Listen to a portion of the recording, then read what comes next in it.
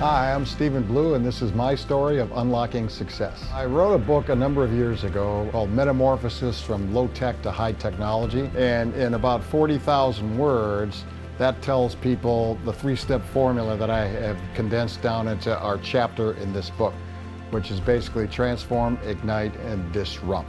And so I wrote it so people could have just a snapshot of how to totally transform a company as I've done in the past. You have to be the CEO to make the kind of changes that I suggest because they're massive and they carry a great deal of risk. They also have a great deal of potential, but you can't be the HR department, you can't be the marketing department.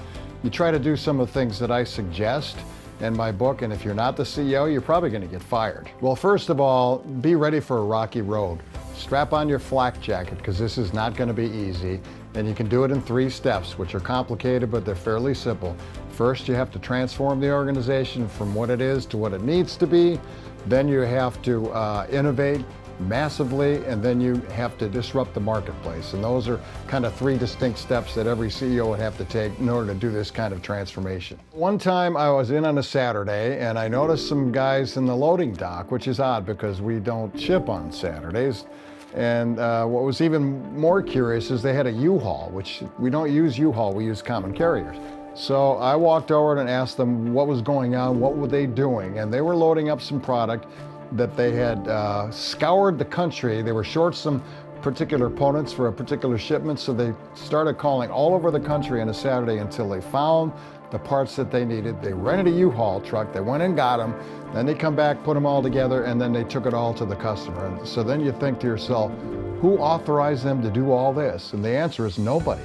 It's the culture that motivated them and gave them the permission to do that. The top advice I offer a CEO to transform the company is to get the culture right. That's the most important thing. If you get the culture right, everything else goes on automatic. I ultimately wrote this chapter for CEOs. CEOs of middle market, basically manufacturing companies, but for anybody who wants to radically transform their organization to get a whole lot more profitable and productive than it is.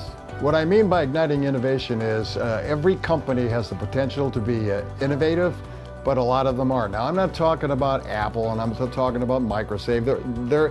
They're innovative by nature, but every company has the ability to be innovative, and you have to ignite it. You have to give your employees permission to innovate, you have to train them how to innovate them, and then you have to let them go. Everyone thinks this is weird. I hired the ex-creativity officer of the Home Shopping Network, and I brought him in to teach every single employee in my organization the principles of innovation.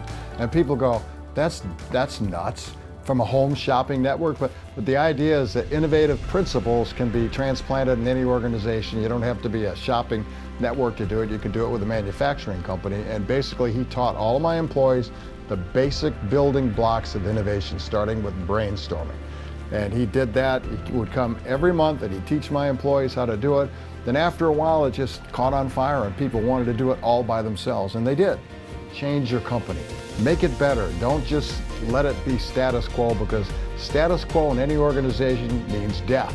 It's only a matter of time before death will occur if you don't innovate and change your company. I'm Stephen Blue, and this is my story of unlocking success.